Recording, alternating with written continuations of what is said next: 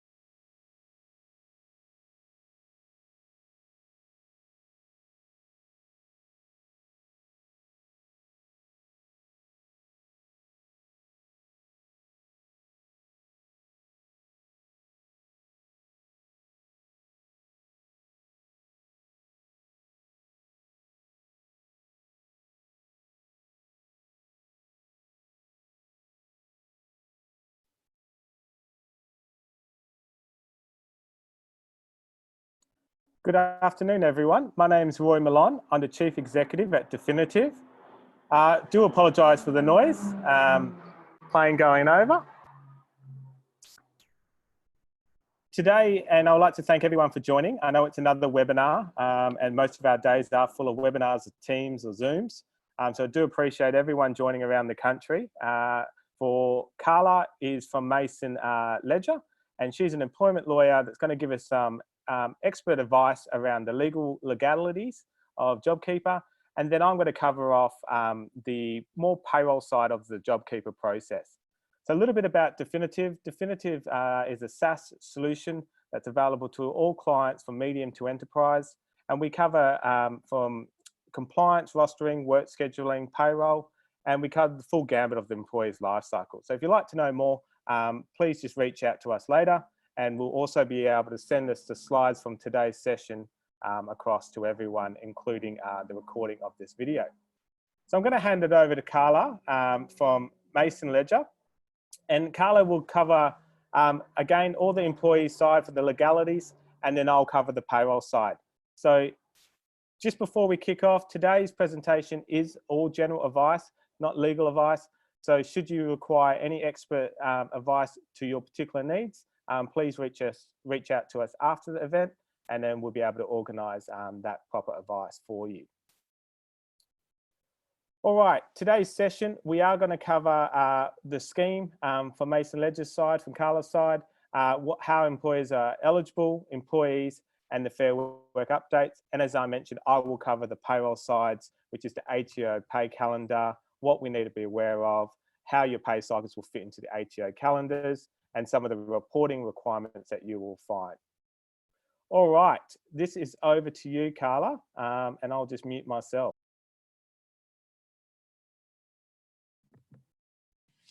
Thanks, Roy, and hello, everyone. Thank you so much for joining us today. As Roy has said, I'm a partner here at Mason Ledger in the Employment and Workplace Relations team. We're a full-service corporate commercial law firm, and my team specialises in all matters employment, workplace, HR and safety, acting for employers and businesses across Australia, particularly in Western Australia, with a focus on SMEs, middle market and larger organisations. So excited to be speaking with you today. Moving on to the next slide. For some weeks now, we've known about the headline impact of the Commonwealth Government's historic $130 billion wage subsidy package, the already infamous JobKeeper scheme. In essence, the scheme has been introduced very swiftly to provide imminent relief to employers as well as workers in response to the dire economic impact caused by the coronavirus. The headline can broadly be summarised into two key components, which I'll be covering today. The first, and certainly the central component of the scheme, is the payment of the $1,500 a fortnight for eligible employees of qualifying employers. Put in basic terms, if you are eligible to participate in the scheme and you voluntarily opt into the scheme, the government will give you $1,500 a fortnight for each eligible employee. Of course, as always, conditions do apply.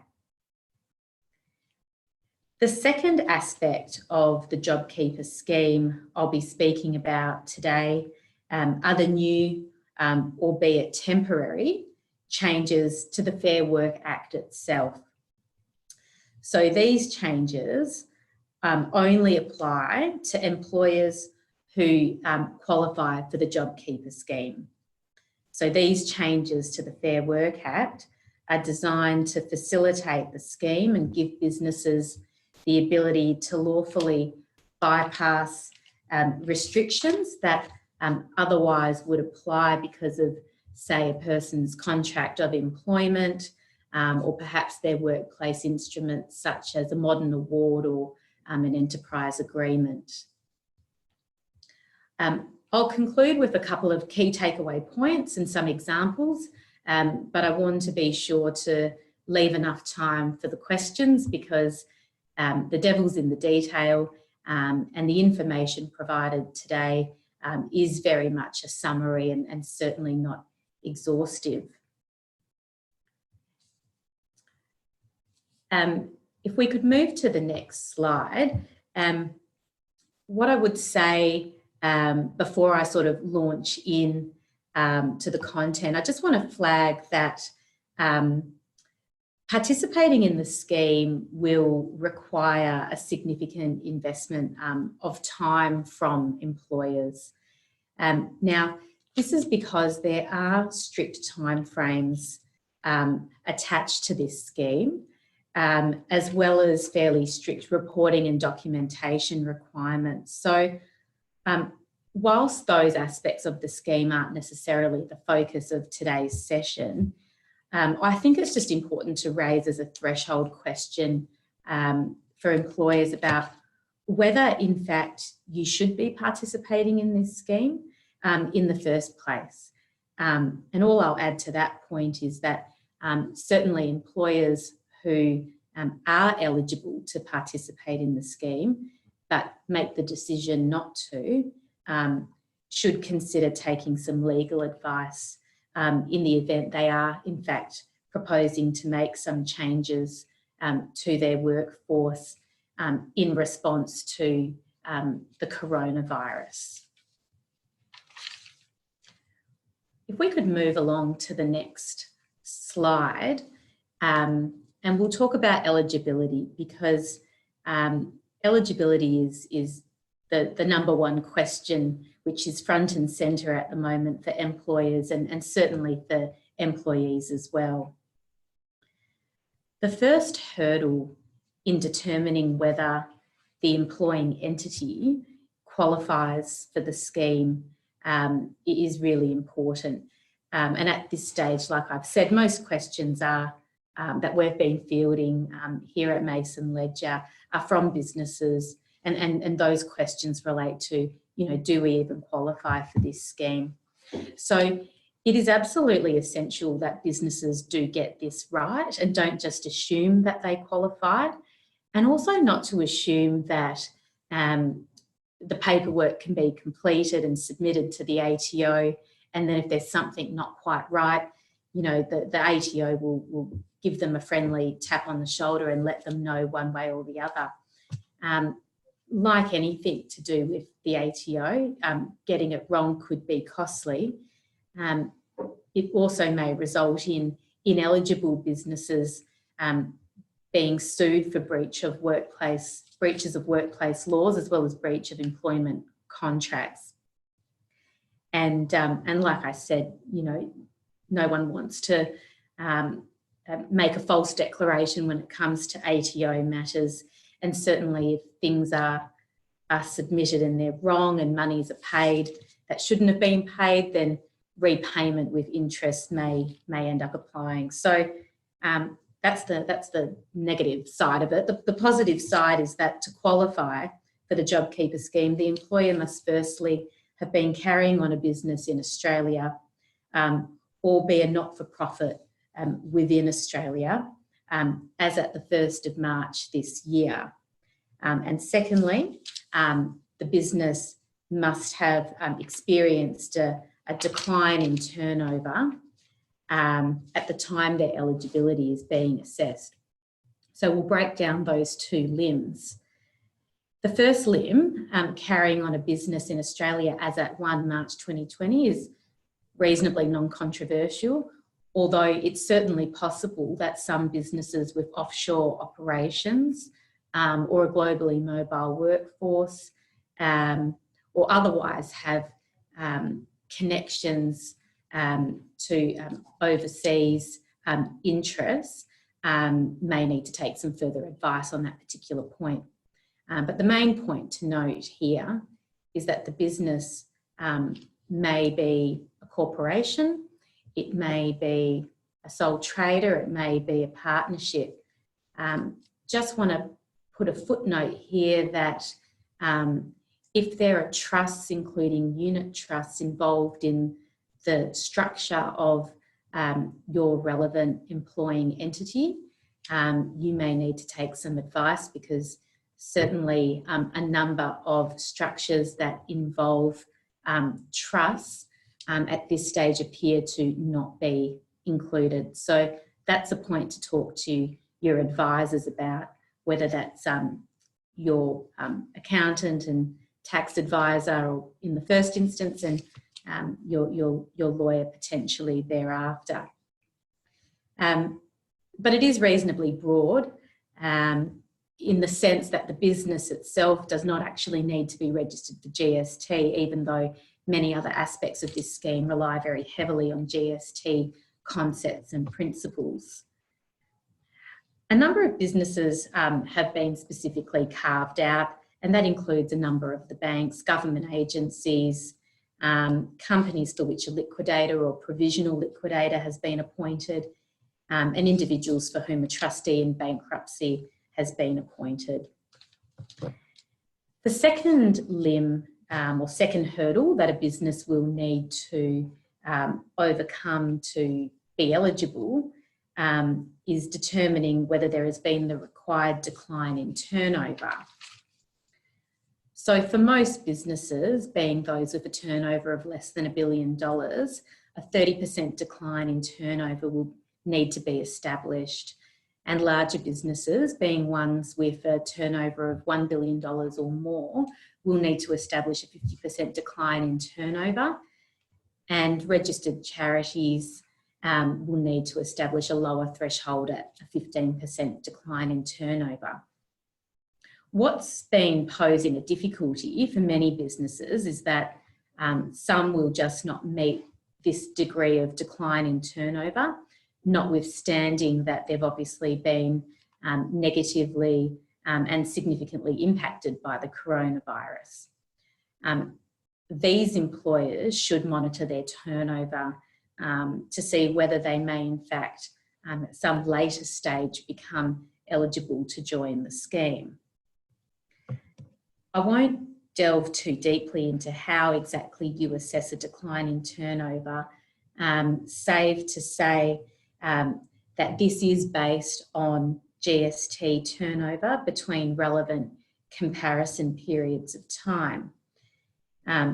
This comparison turnover test period may be a calendar month, or you can elect to do that as against a quarter. So, for example, a business may compare May 2019 to projected GST turnover for May 2020, or that business may instead choose to compare a quarter. So they may choose to compare the quarter commencing in April 2020 against the quarter commencing in April 2019. The other feature of the basic turnover test, of the turnover test hurdle I want to address is the fact that there is some scope for what's being sort of called an alternative test. Now, this is where a lot of businesses are asking questions. A lot of businesses are saying, well, I don't have anything to compare it with because I'm a business that hasn't got any revenue yet, or there's specific factors at play that for whatever reason means that they can't do that basic turnover test where you compare a calendar month or compare a quarter. So there is this alternative test capacity. Now, this is still unfolding, and like everything with this scheme, there does seem to be quite a bit of working it out as one goes and waiting for that information to filter through from the ATO. But Parliament has already considered that there are some employers who just won't meet that basic turnover test. And at the moment, they've identified farmers who have been drought affected and tech startup companies because they weren't operating for that relevant comparison period of time. I think the prevailing view here at this stage is that if you fail that basic turnover test, but you do consider that you can explain why it is that you have experienced a decline in turnover, or you will experience decline in turnover, that it's worthwhile taking some advice and it's worthwhile considering making the appropriate application and reaching out as it relates to this alternative test. But certainly that's something that I would encourage people to speak to their relevant advisors about. So once the employer has qualified for the JobKeeper scheme, it's necessary to consider which individual employees themselves will be eligible. So eligible employers will only receive the subsidy for individual employees who were employed as at 1 March 2020, were over 16 years of age, were a permanent employee of the business or a long-term casual, so full-timers, part-timers, and regular and systematically employed casuals who have been with the business for more than 12 months, and were an Australian citizen or a permanent resident, noting that our Kiwi friends on subclass 444 visas are also included in that as well.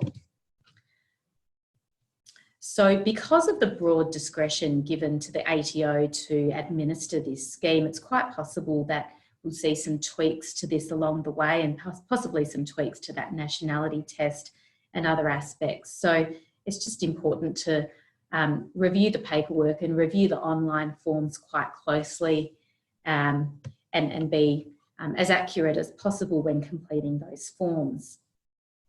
It's also important to note that an employee will only be eligible if their employee gives their employer a nomination notice that's valid.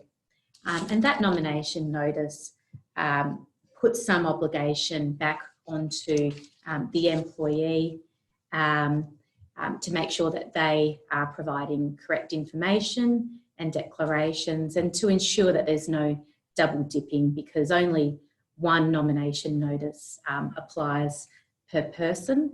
So that's to avoid people submitting multiple nomination notices for their various and multiple employers. So that deals with the JobKeeper scheme at a fairly high sort of overview level. If we could move on to the next slide, we'll talk about the scheme as it relates to the changes to the Fair Work Act, because they're designed to sit together. So as part of the overall scheme, changes to the Fair Work Act took effect from the 9th of April this year, and they will end once they're repealed on the 28th of September 2020, although it's entirely possible that there may be legislation passed that changes that sunset date of the 28th of September to bring it forward or push it back, subject to how matters unfold with this evolving pandemic. The goal here is not for me to reread the legislation to you. I don't want to put you all to sleep. And it is detailed and it is nuanced. And I suppose the caveat with all of this is that it's really important to read all information together. So it's always important to go back to your contract of employment that you have in place with your staff and your workplace policies, your enterprise agreement, your modern award, and make sure nothing's being overlooked. But it is important to note that there have been some key changes here. Now, in summary, employers will have the ability to do a number of things. So if you're an eligible employer under the scheme, and we've just spoken about that eligibility, if you're an eligible employer, you'll have the ability to do a number of things under the Fair Work Act now that you couldn't do previously. Now that includes modifying an employee's usual work days, reducing their usual hours of work, making temporary or partial stand-down directions being different to the more generic stand-down provision in section 524 of the Fair Work Act. And some of these changes relate to being able to direct different duties and requesting an employee to take annual leave and requesting annual leave be taken at half pay. So it should be kept in mind that the most low risk approach from a legal perspective when it comes to implementing these sorts of measures is one where there's been really good and clear communication and consultation, and one that where everybody's landed on a mutually agreed outcome. So if you've got mutual agreement between the business and the employee, that's obviously going to be the most straightforward, low-risk approach, and would certainly suggest that that should be explored to the extent that you can. However, many of these JobKeeper directions, if we can move on to the next slide. So many of these JobKeeper directions can actually be unilaterally issued by the employer, assuming that the direction is reasonable, assuming that the implementation of the direction is indeed safe, and assuming that certain other criteria is met. So, for example, there needs to be at least 3 days notice of the direction being given before it actually comes into effect, and certain information needs to be put in writing. And I'd really encourage employers to be really careful about, making sure that they do meet these requirements, but also being really careful to make sure that what's being put in writing is appropriate and doesn't come back to bite them later on. So again, something that, if in doubt, take some professional advice. So within these changes, it's important to note that the broad theme that employees are entitled to be paid their usual wage, topped up with the $1,500, prevails, unless, of course, a person's wage is going to be prorated because of a lawful reduction in their hours of work, for example. So to sort of drill down and illustrate exactly how the $1,500 works and how things are topped up, we're going to move on to some basic scenarios and examples. If we could move on to the next slide. So in scenario one, we've got John. He's a part-time employee and he usually earns $1,000 a fortnight. Now, under the scheme, assuming that John's employer, and we're going to assume that John's employer is an eligible employer and John is an eligible employee. All things being equal and paperwork being submitted, what will happen under the scheme is that John must be paid $1,500. So you are correct in thinking that John will end up pocketing more a fortnight under the scheme than he would have in normal circumstances, simply because that's how the scheme is structured. So The scheme isn't based, isn't prorated or means tested or anything like that. It's a flat amount. And so the full $1,500 of that will be subsidised by the government under the scheme. Moving on to scenario 2, we've got Megan. She's full-time, so she earns a bit more than John. She normally earns $2,500 a fortnight under the scheme. And again, we're making the assumption here that everyone qualifies and is eligible.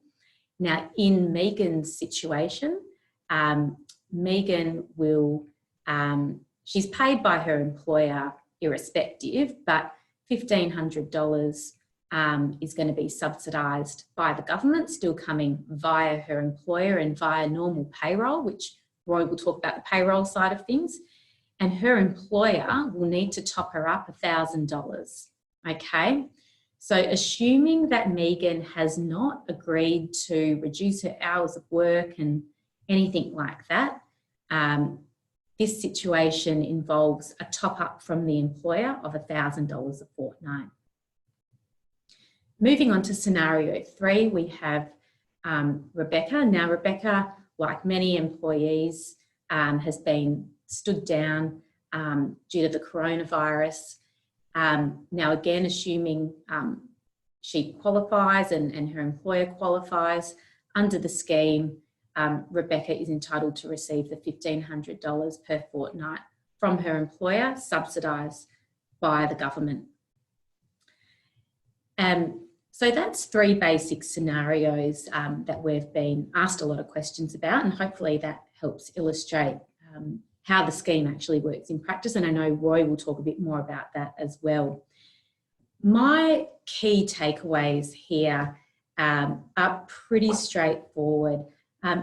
Speak to your professional advisors early and often. Take as much advice from them as you possibly can.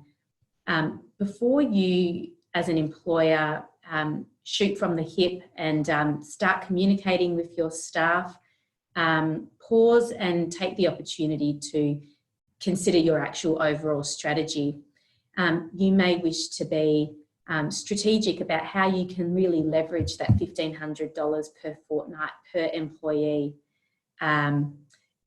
to get maximum the maximum benefit out of the scheme.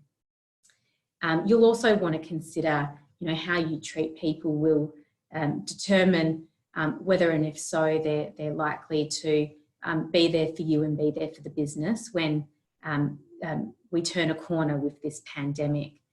But also just asking yourself that threshold question, making sure that you can in fact comply with the scheme. The scheme's really onerous. There are fortnightly obligations that apply, and considering who within your business is going to take the lead and be responsible for that. But making sure that you do go back to basic first principles and take a look at your contract of employment and have a really good read through that. Do you even have written contracts of employment? If you don't, you're going to have a verbal contract of employment in place with your staff, and making sure that you know where you stand in relation to their overall employment, and keep consulting with your people appropriately about the moving feast. So they're my key takeaways. I'm going to leave it there because there's lots and lots of questions coming through, and I think that I will be better placed to answer those than talk anymore. So I'm going to pass back to Roy to deal with the payroll side of things. Thank you very much, Carla. I really appreciate that. And I'm sure everyone on the line will also appreciate a lot of those insights. So for those who have joined, there's lots that's joined after my previous introduction. My name's Roy Mellon, the Chief Executive of the Definitive Group. And my focus on today's presentation is really around the payroll elements and how we implement this into the real world and the implementations that you need to do in your payroll systems. So those customers that are Definitive customers already, we will be sending out a separate announcement and bulletin in probably the next 48 hours. And that will go in hand with the new release that will incorporate a lot of these JobKeeper changes. So if you're not aware, your other payroll providers, please get in contact with your payroll providers. We're all working around the clock to get these changes in, as we're all working to a very tight deadline of the 30th of April. So today we're just going to smash through a lot of the main points to cover off that have kind of really been concreted in, because this is changing on a daily basis. Just got off the software provider from the ATO webinar a few hours ago. And again, things have already changed since Friday last week. So it's a constant moving target. So please, if you want any up-to-date information, please go to the ATO's website directly, and also make sure you subscribe to either the bulletins through us or the bulletins through your payroll associations.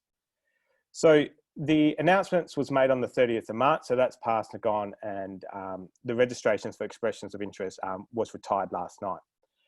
As the reason for that is because you can now enroll directly. Okay, so even if you registered your express of interest in April, you now need to actually physically enroll as a business before you start getting refunded by the ATO in this scheme.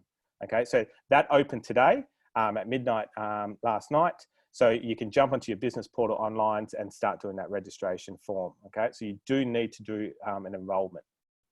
You won't start getting reimbursed till about the 4th of May, and that's after you do the declaration, and I'll go over the declaration in more details, but that is a requirement if you want to be reimbursed. So enrollment is your first part. Employee consent is a part that Carla covered, which I'll cover as well. And then the final chapter to get the money in the door is the declaration that you have to do with the ATO on a monthly basis. And finally, I'm going to cover the deadline for April, because obviously we're very late in the game with the ATO making all these changes. So they have given some grace periods to make some changes to get the 2 fortnights that's already come through in April. All right, so the way the scheme works is the ATO's come up with their own fortnightly pay calendar, okay? So these are the dates the ATO will be measuring the $1,500 against per fortnight. So as you can see, there's 13 fortnights, and of which each month has 2 fortnights with the exception of August. So August is the one by rule. There is $4,500 will be reimbursed per employee, where each other month will be only $3,000. So these pay calendars by the ATO obviously won't fit into majority of people's actual normal pay schedules. So whether it's weekly, fortnightly, or monthly, and that's okay. The way it's measured is based on the payment date that's sent through to the SDP pay event will be the way they reconcile to the payment dates that fall in. So as long as the payment date covers $1,500 for each fortnight, you'll be reimbursed the full amount. Remember, they don't do any pro rata, so you have to contribute the full $1,500 to your employees. All right, now the ATO has given a little grace period for themselves. So they'll say the reimbursements after the declaration will occur within 14 days. So remember, this reimbursement is in arrears. So it is something you need to talk to your accountants or the bank for cash flowing, especially the April and contributions going forward to September, because it is an arrears reimbursement. You don't make the payments in employees, you simply won't be reimbursed by the ATO. All right, so again, I've just touched on if you don't have your pay calendars aligned, which majority of people won't, that's okay. So remember, it's about contributing the $1,500 each fortnight in that bracket that you saw on the previous slide. So what is included in that payment? So the ATO is coming out with more clear rulings on what is physically included in that payment. But as we already know, they do include annual leave, sick leave, long service leave. It could be allowances from overtime. Reimbursements are not necessarily, because they're after tax and they're reimbursements. But again, those guidelines are getting up to date. But as a general rule, whatever you normally pay to an employee is included in that first $1,500. I do apologise, there's another plane going over right now. It seems like the Air Force is doing the testing today. I'm not sure why. We may be going to war. All right, so if an employee was stood down and they would normally receive $750 per week, they're still going to get the full $1,500 per fortnight. So that's all good. However, if the employee normally only works, say, 5 hours per week, and let's say that becomes $500 a week, so in that fortnight, they're only going to earn the $1,000, you do need to top it up to the $1,500. So those employees under $1,500 in any fortnight is actually better off under this scheme. So it's a quite attractive scheme to stimulate the economy. Now, we'll touch on in the further slides about how you report the top-up values, okay? So that's important because that is, there's rulings and there's permissions that will change, especially when it comes to payroll tax, which I'll cover in a few slides to come. Now, how the ATO will reimburse you is on a monthly basis. So as you can see in that table on the right-hand side, the ATO will reimburse you $3,000 a month, with the exception of August, which they'll reimburse you $4,500 because it's a fortnight month. So the thing to note, whether you're weekly or fortnightly, it is always looked at that fortnightly block. However, with the exception of monthly calendars or pay schedules, you can do a different way to make it easier to administer the monthly salaries. So you can basically pay your employees monthly $3,250, which is essentially taking 6 months of the $1,500 a fortnight, and just pay that constant value each month. However, the ATO will still only reimburse you $3,000 a month, with the exception of $4,500 a month in August. So why you would do that is it's a lot easier to set up in any payroll system just to pay that amount, $3,250 a month, rather than constantly adjusting every month. Okay, so that's the way the ATO has come to the party with option 2. But that option 2 is only available to monthly pay cycles. Okay, anyone on weekly, fortnightly, or bi-monthly has to follow option 1. Okay. All right, so we touched on if you're eligible as an employer and an employee. So once you have enrolled into the scheme, which you can do effective of today, you have to get the employee's consent before you make any payments. And the reason for this consent form that's come through from the ATO is just in case your employees have multiple employers, they can only claim it from one employer. So while you might be a bit relaxed with your, I guess, procedures of following up big workforces to get this piece of paper back, it is something you legally have to do. It's not a document you have to submit back to the ATO. However, in the effect of an audit, you do have to produce a signed document. Now, the ATO has come out with guidelines as of today's meeting, and it's clear on the ATO's website. You don't have to use the ATO form that they came out with last week, okay? But to meet those regulations, you can come up with your own form. There's a couple paragraphs available on the ATO's website with fields you must include on that document though. Okay, so you can't, while you can create your own little forms, you have to include those mandatory fields. And a couple of those are things like the full name of the employee, the date of birth, the address, and a contact mobile number, including a signature. So as long as you capture those somewhere or somehow in your existing software, you're all good with that. Again, it's not something you can make the payment of the JobKeeper without that consent from the employee. And the reason where you could be open and exposed, if the employee was to claim, from 2 employers, and the ATO does audit, which they will, because they can see a lot of our data electronically, potentially both employers are going to be out of pocket for that employee, okay? Because the ATO is going to request that you didn't follow the process unless the employee illegally gave the consent to both employers. Okay, so it's something to be mindful of, and it's something that has to be done. Now, the other thing with eligible employees is they can't be on work cover.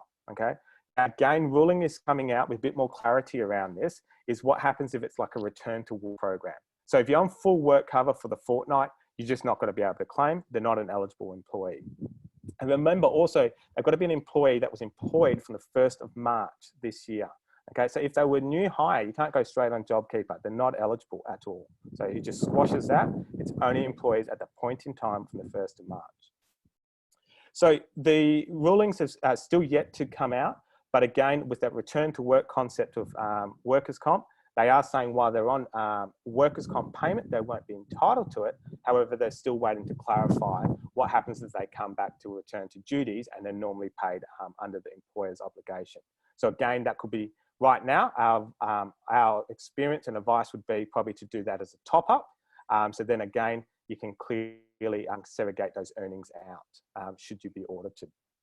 And the last is the paid parental leave from the government, or whether it's dad leave or the different terminologies. It's something to consult with your employees if they're not already on it. So if they're already on it, they're not going to get the JobKeeper. But if they're not on it and they're just about to have their child, some to really talk to them and make sure they're aware, because it's only about 13,500 to 18 weeks payment under the paid parental leave versus JobKeeper is worth 19,500. Okay, so it's something that you're better off just go on the JobKeeper and avoid the paid parental leave altogether, because you're going to be better off. But it's something to talk to your employees about, especially those who are on the line that focus around HR. All right, now the easiest way to notify the ATO is going to be through the STP lodgements through your payroll softwares. So majority of payroll suppliers, if not all, are STP compliant. It's been out for a few years now, so they should all have this capability to do it already.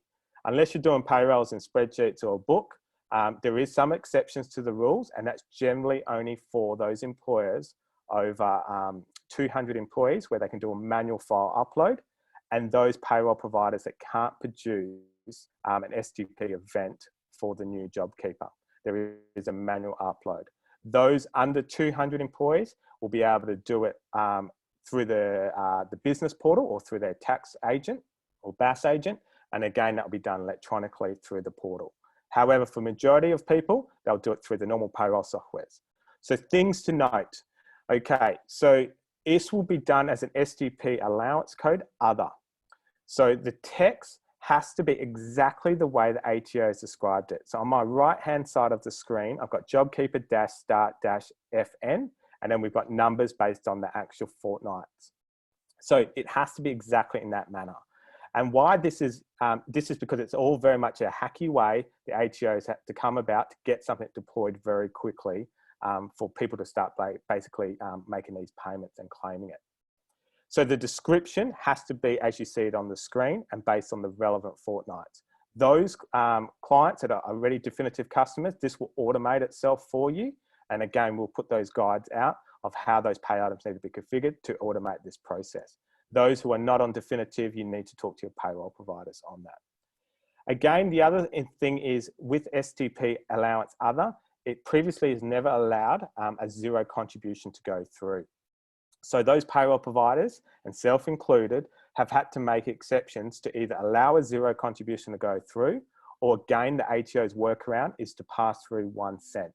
So potentially those who are enrolled under the JobKeeper and not definitive customers will have to make an extra cent to the contribution for that first fortnight for it to allow it to go through and update the ATO. If the ATO does not get this pay event of JobKeeper-start-fortnight and whatever the number is for that current pay period, then they won't be able to receive that entitlement reimbursement as an employer. Okay, so this is vital that you get this right. Now, not everyone is going to be qualifying to start the JobKeeper at the start of 30th of March. Okay, so if your revenue, and again, Carla's covered this in our previous slides, you don't start seeing that drop, or you're not eligible to say fortnight 5, then it doesn't pass through until fortnight 5 begins. Once you're in the scheme, you're in the scheme for the full 6 months. So you can only need to qualify once in the full 6 months, and then you're fully qualified in that scheme. All right, so, and then you've got the inverse, which is the fortnightly end, and that's where an employee would terminate, or that's probably the most common. An employee terminates your employment and it ceases the fortnight, okay? So it goes from start to the word end, and then again, it passes the number through. An employee can enroll in and enroll out in a fortnight. It's gonna be rare, but it can happen. And again, this could be someone that's terminated, you've terminated them off the books, and then you've decided that maybe another fortnight later, actually, probably not a great idea, I'll put them on JobKeeper. And again, they can be rehired, so they'll have a different fortnight. Now, the question more from a software point of view, and depending if your payroll software is going to make you do it manually, is that fortnight, once they start it, that's the same number you always pass through. So if I started on fortnight 1, it's always fortnight 1, regardless if I'm up to contribution 6 in the fortnight. It's always 1. So it's always the start fortnight number that you use. Again, most payroll providers will automate this process, as we imagine, just like us. All right, what if you pay over the rate? Okay, so very common. So a lot of employers will still claim the JobKeeper, but still pay their employees over and above the JobKeeper $1,500 a fortnight. So for example, I might use the rule of I'm paid $5,000 a month. The JobKeeper is only going to reimburse me $3,000 for each month with the exception of August. So what will happen there is if you pay over and above, you do not need to record the payment item different once you commence the fortnight. So what I mean by that is you won't have to use the top-up code, which I'll cover in a future slide. So you just pass through your wages normal, like nothing's changed. However, it's our recommendation that anything to do with JobKeeper, you should have a separate pay item set up in your payroll system. And there's a couple of reasons that we believe this is important. And this comes around payroll tax. So currently, only South Australia and WA has come out and said JobKeeper is exempt from payroll tax. Now, other states we imagine will follow suit. However, again, stay subscribed to the associations of bulletins under definitive, and we'll all keep you up to date as the states come online. However, the questions have already come from WA and South Australia is this the full portion of the full $1,500 or only the top-up value, okay? So again, I use that example. If I'm only paid $1,000 in a fortnight as normal income, and I'm topping up an extra $500 to make the full $1,500, is it the $500 that is exempt from payroll tax, or is it the full $1,500? And the questions are still unknown, and we're all still chasing that in this in the industry. So to future-proof yourself, just separate it. And it's, if you think of it just like paid parental leave, most people will have that as a separate code in their systems because it allows a separate general ledger code to easily clear at the end of the month when you get reimbursed from the government. Now, super is not payable or it's not required to be paid on the top-up value. So if I'm stood down and not working at all and I'm paid the $1,500, no super is required. However, if I work a few hours and then I get topped up to the $1,500, the working hours, I'm still entitled to top up of super. And the other thing we've just been clarifying today is what happens with leave accruals. And right now, again, it's not a definitive answer, but the guidance has been leave will still apply for the full contributions of your normal FTE. Okay, so it's just like stand down is what the guidance has slowly been coming out with. All right. So again, our recommendation is that you do separate out JobKeeper. However, it is not a requirement if you're paying more than $1,500 per fortnight. All right, this top up, again, the description code has to be exactly that. And it's what I touched on before. If I'm working and earning $1,000 a fortnight, and then because I'm entitled to the JobKeeper as an employer, I have to fully pass the full $1,500 on. You can't bank that as your own money. It has to be passed on to the employee. Even if the employee only works 2 hours a month, they will still get a $1,500 a fortnight. Okay, so they'll still get the $3,000.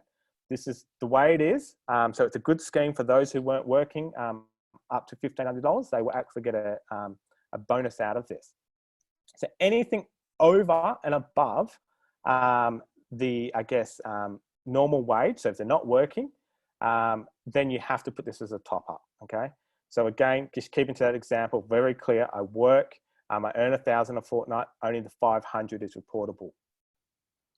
All right, now when it passes it through the SDP, through the pay event to the ATO, remember it's reporting the ATO year to date. That doesn't change, it's the same way SDP reports. So come July, it will start back at 0 for your first fortnight in July, and then keep going until September, okay? But software, you won't have to worry about that. Software will take care of that in majority of people's cases that's using platforms. Okay, what if you need to stop the payments? I touched on it briefly in the fortnightly start. This is how you pass through the code of fortnightly finish, okay? So all the words changing is start to finish, but it has to be in exactly this format. The most common example I can possibly give you is someone terminating. And where an employee would terminate, you know, you'll go, why? If they're going to pay $1,500. Hopefully they've got a job that pays them actual proper wages, and that's probably what they'll be leaving for, okay? Because remember, JobKeeper and JobSeeker, it's the exact same values throughout this time. So there is no purpose for them to be unemployed unless there's, you know, a better opportunity elsewhere. But again, there's some edge cases other than that, but that's where you'll commonly see a fortnight finish. And if you can't pass through a 0 transactions, the workaround for all payroll providers have been told you can pass through 1 cent, okay? All right, so what is the treatment for JobKeeper payments? It is taxable. So you have to tax it as normal. Whatever the wages is, you just got to tax it. Super is not payable again on the top up values, okay? It's optional. If the employer wants to pay it, absolutely go for it. You can always pay more, you can never pay less. So just remember, if they're working it, they have to be paid it, super. So it's normal kind of wages. And that is the question. I know it's been asked a lot in our QAs, it's been a lot asked on our help desk, and I'm sure Carla's going to get it today, is what happens if you want to reassign employees to different duties. Carla can give you the legal perspective of it, and obviously it's got to align with employee laws. However, you can't lower the hourly rate. So you have to work back $1,500 divided by the hourly rate, because you can't take that away from them, okay? So you can't just make them a cleaner at a lower rate or something of a lower duty, just to get around it. And one of the things I should also mention is you can't just pick and choose who's enrolling and not. So if the employer is eligible to claim JobKeeper and they have enrolled into the scheme and got the employee's consent, every employee is entitled to it. You can't pick and choose what categories of employees are entitled to JobKeeper, okay? So that's something to be important. It's all in or all out. All right, so that's the payroll tax. Only South Australia and WA have come to the party so far on that. But again, there's still information that hasn't been clarified by the State of Revenues. So we're still all waiting for that. So please, if you're not already, subscribe to bulletins, subscribe to your payroll associations, because this is a moving piece every 24 hours. Literally, you have to keep checking in. All right, now, those who are stressing about, oh, hang on, I want to claim it for April. You can absolutely claim it for April once you've done your enrolment from today. So if you've already paid your wages for April, you now need to talk to your payroll providers of how do you actually correct those lodgements. So for definitive customers, we will be getting this out to all of you guys of the best ways to do that. Again, setting up the different pay items are our recommendations. However, you need to make these corrections, all payments if you haven't made them yet, before the 30th of April.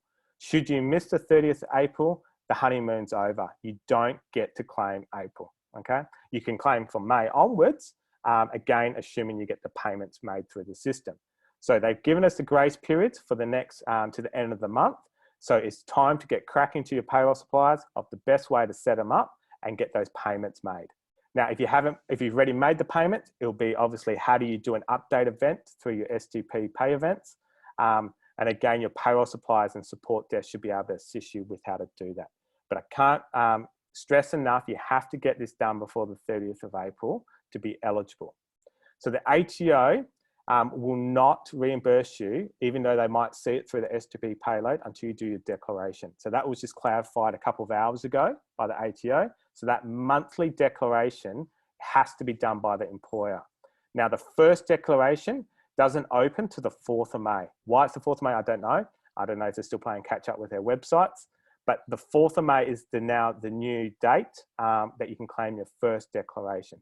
So despite you getting your payrolls correct for the 30th and payments in people's bank for the 30th of April, you now need to still do your declaration. And the declaration has already come out with more info today, which was about you give your estimated turnover, your current turnover, and who's eligible. So it's like a forecast for the ATO.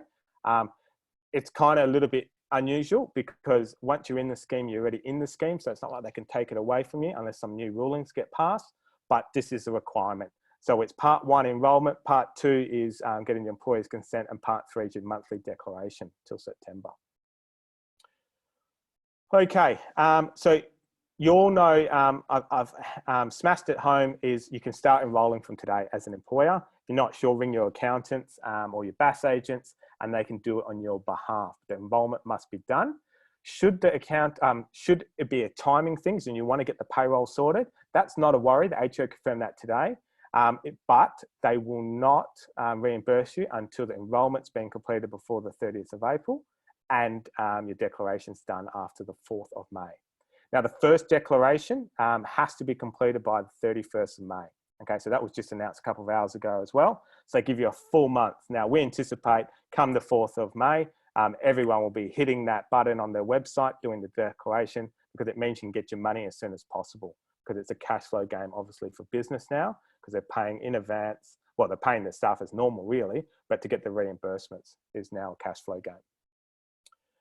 All right, so things to set up, the takeaways is get your pay items set up in the systems, understand each payroll tax obligations, and if there's any work cover accruals that might need to be affected by it, any accruals from a leave movement point of view, all those kind of things you need to get on top of in your payroll systems. Process your pays, whether it's back pays or actually making the payments, as quick as possible before the 30th of April, okay? Just remember that, that's the deadline, 30th of April. And then perform your monthly declarations, and then you should receive your reimbursements 14 days, within 14 days of the 4th of May, okay? So they still give themselves the grace periods. I imagine the first month will be a bit slower, and then everything should just come into play once those automatic declarations are done by the employer. All right, I know it's question time, and if Rebecca, you can jump on and then start reading out some of the questions for Carla and myself, and we'll do the best to answer in the time frame we've got. So I know we're just on the mark with timings. It's all yours, Beck. Hi everyone, my name is My name is Rebecca Mancini, and I oversee the marketing here at Definitive. So we've had a lot of questions come through, so thank you very much for sending them through. We're going to try and get through as many as possible. I know that it's already 2 p.m. and we are at the end of the hour, but if you do have time and you are able to stick around, please do, and we'll be able to answer some of your questions. Okay, Carla, I'm going to start with you, if that's okay. So the first question I have for you, Carla, is we have casual staff who work September to December, a few hours per weekend. They're the same staff from the previous year. Are they included and eligible for the JobKeeper? Thanks, Rebecca. The first thing so assuming that the employer we'll assume that the employer is an eligible and qualified employer and that the employer is fine. So the question just becomes around the employees. The biggest legal issue and threshold question here will be looking at those particular casuals to determine whether or not they are long-term casuals and meet that definition of a casual. So are they regular and systematic casuals? Do they have regular and systematic hours of work? And have they been with that particular employer for more than 12 months? That's going to be the key question. So it's quite possible that they may fall within the eligibility criteria, but you'd really need to be having a pretty good look at their hours of work between those comparable periods of time. The only thing I'd point out, though, is that if they're predominantly working between September and December, you know, whether or not the scheme is going to continue for those months and for that period of time, you know, I'm not too sure about that. So I would probably suggest take some advice on that point, because if they're potentially in the mix, that would be good, but they may not be. So that one requires a bit of exploration. Perfect. Thank you, Carla. Roy, this one's for you. If we know an employee isn't eligible for JobKeeper, do we still need to get a declaration from them? No. So if you're not going to participate in the scheme, you don't have to do any declarations or anything out of it. And those customers going to be on Definitive will be able to shoot those out electronically in this coming release. Perfect. Carla, another one for you. Can an employer direct employees to perform other duties at a different location using a different pay rate?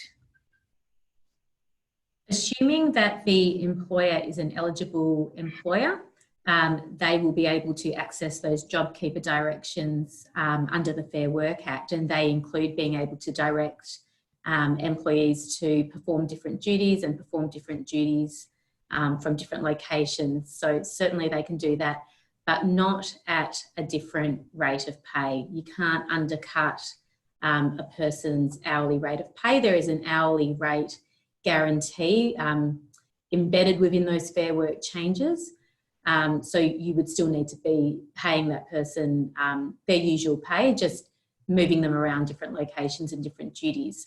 The only thing to sort of note there is that perhaps you have separately agreed with that employee that they will overall work fewer days a week or something like that, and you may, as a result of that separate arrangement, have come to an agreement that they're going to get an overall lower paycheck than they normally would. But as a general rule, going back to the original question, you cannot pay someone a lower rate, even if you direct them to do different things that normally would attract a lower rate. Perfect. Thank you, Carla. This one's for you, Roy. I know you already covered off a bit on the pay cycles, but can you just confirm, if we pay monthly, do we need to change all employees to fortnightly paid, or can they still remain on monthly?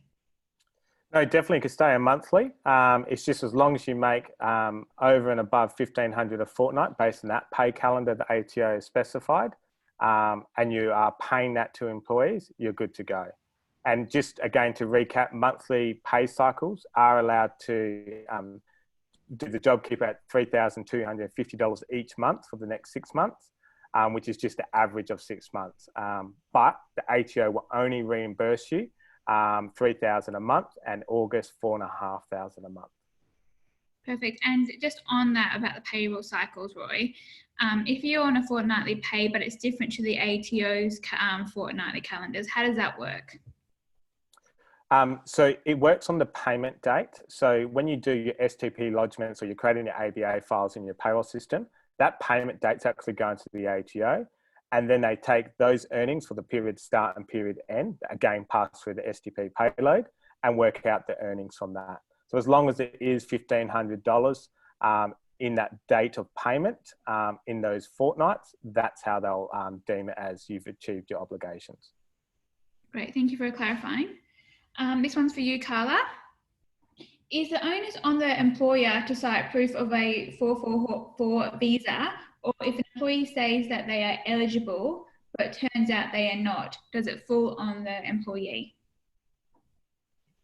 In a nutshell, there are dual obligations. So there are obligations both ways. On the individual employees making the declaration, they want to make sure that they're not making a false declaration. They could very well get in trouble for that.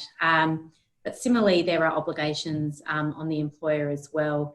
And my personal view is that all employers should have proof of the right to work in Australia from their relevant personnel. And that's just part of proper and good record keeping and keeping documentation up to date. So short answer, obligations fall on both sides. And if as the employer you're on notice or sort of aware of a possible issue, just err on the side of caution and get the paperwork that you need. Don't just rely on the declaration, but of course knowing that in the background, if the employee has made a false declaration, they're not going to get out of that scot-free either. Thanks, Carla. And I'm going to finish there. I know we have a few questions that haven't been answered. Some have been answered through our content, but what we'll do is we'll have a few communications that will hopefully answer some of your questions, and it will also supply both our details and Carla's details from Mason Ledger. So if you do have any questions that haven't been answered, then we can always get back to you with those if you contact us directly. All right, so I'll say thank you for attending, and we hope you all have a great afternoon. Thank you, everyone. And thank you, Carla. Great collaboration. Thanks, Roy. Thanks, Rebecca. And thanks, everyone.